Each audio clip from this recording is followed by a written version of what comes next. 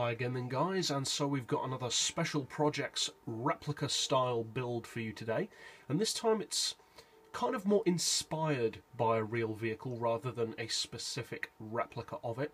And we've built a GT3 racing style replica slash build for the Camaro SS, and as it turns out this makes an excellent GT3 car. Now in real life there are GT3 Camaro spec machines, but one of them that I found has a 9-litre engine and quite a lot of power, so obviously we can't replicate that on the game. Now originally I was planning to build this car to 600 pp spec with over 600 horsepower, which I did, and it wasn't slow, but it wasn't as competitive at the 600 pp level as I would have liked, because at the end of the day it's still heavier than many other vehicles at that level. So I've retuned it to the 575 pp level, and it's not that much slower.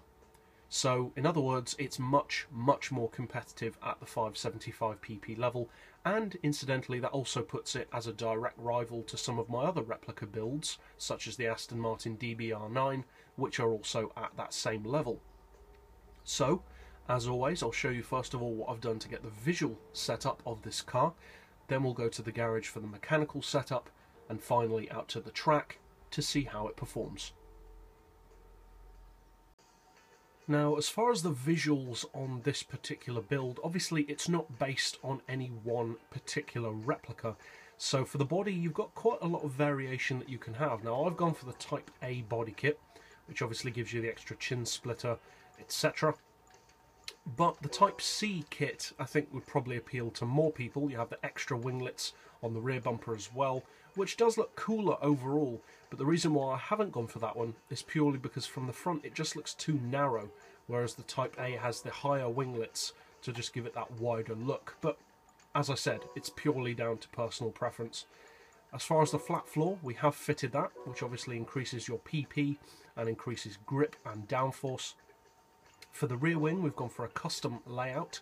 We'll have the Type A wing support, Type B wing itself, and Type B winglets. And as far as size, we've gone for plus 38, or as wide as possible in other words, and for height as high as possible.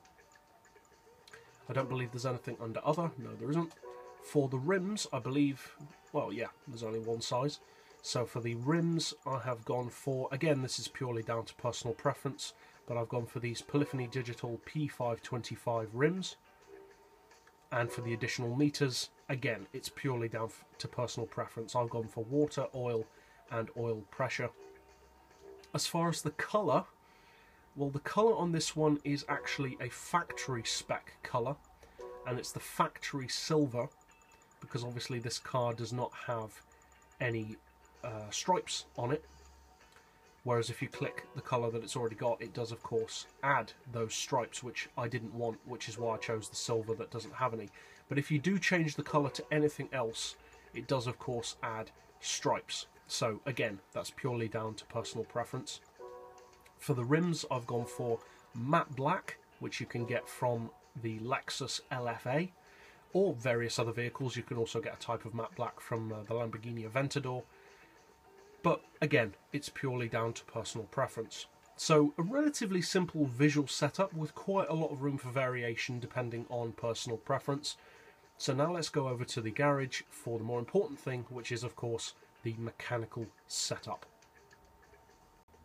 So as I said at the start of this video, I originally built this car to 600 pp spec, but it wasn't quite competitive enough at that level. Now obviously feel free to put it to that spec or higher or lower, whatever you want really, but for the particular spec that I've gone for, you want racing soft tyres obviously.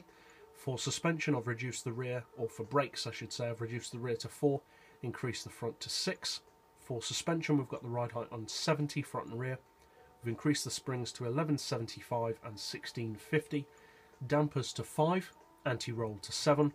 Now as far as the camber, this is again down to personal preference. Now I've built this car primarily for technical tracks where you need to avoid sliding and wheel spinning as much as possible.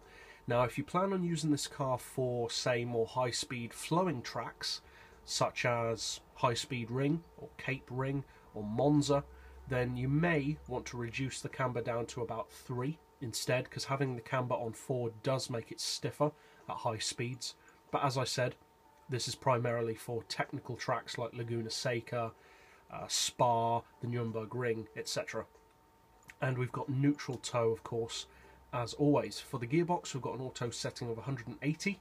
Then we've rounded off the gears to 3975, 2700, 1990, 1535, 1240 and 1035 with a final drive of 3.2. For the diff, we've got the lowest initial torque to reduce wheel spin off the line, highest acceleration and lowest braking sensitivity. As far as the power, I've done a similar thing that I've done before with these tunes, and that is I've fitted all of the parts, or most of the parts, but then reduced it quite a lot on the power limiter. And the reason for that, for those who are unfamiliar with the reason why I explained this before, is because by fitting these parts you actually increase the red line of the vehicle. So in this case it produces peak power at 7,800 RPM and red lines even higher than that. Whereas if you remove some of these parts, such as the engine tune, computer and CAT, it does lower your RPM. And obviously this is a racing tune, so I want the RPM as high as possible, both for the sound and for the range. Also, fitting these parts and reducing the power on the limiter actually means that you end up with more torque, even though you have less specific power at a PP level. So in other words, if you remove some of these parts, you could still have it at 575 PP and you'd have more power, but your revs would be lower and you'd have a lot less torque. So, as I said, this is built primarily for technical tracks on which torque is more of an advantage. Now, as I said, if you do need to use it on more flowing high-speed tracks, you may want to go the other route and remove these and have the power limiter higher. But in the case here, we do have an oil change.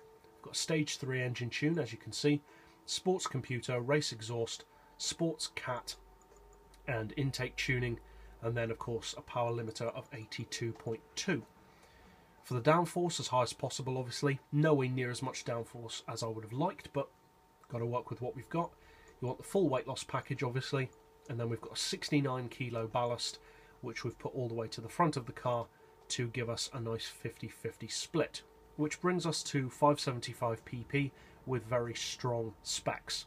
So now let's go out to the track to see how it performs. Now, in terms of competition potential, I haven't actually used this Camaro in its current state in a race, but based on its lap times here at Laguna Seca, I think it is a highly competitive machine, at the very least against other 575 pp road cars that are race tuned. Now, against full-on racing actual GT3 machines like the Nismo GTR, etc., I can't say how competitive it would be. But at the end of the day, the Camaro is, like most muscle cars, already a very strong straight-line machine. So it's always been my philosophy that with muscle cars, you don't really need to adjust the engines that much. All you need to take care of is the handling. And they're already so good in a straight line that performance in a straight line just takes care of itself. And this certainly seems to be the case with this Camaro, because the handling is, I would say, one of the best replicas I've made so far in terms of sheer cornering ability and drivability. It's very easy to drive. There's a phenomenal amount of grip. The brakes and handling are very easy to get a hold of very quickly. The car has tons of personality and you can really get into the groove with this car very quickly. In terms of times, you can run the low 120s on this track, if not quicker, with the right driver. So that's it for this build. I hope you guys enjoyed the tune, and as always, thanks for watching.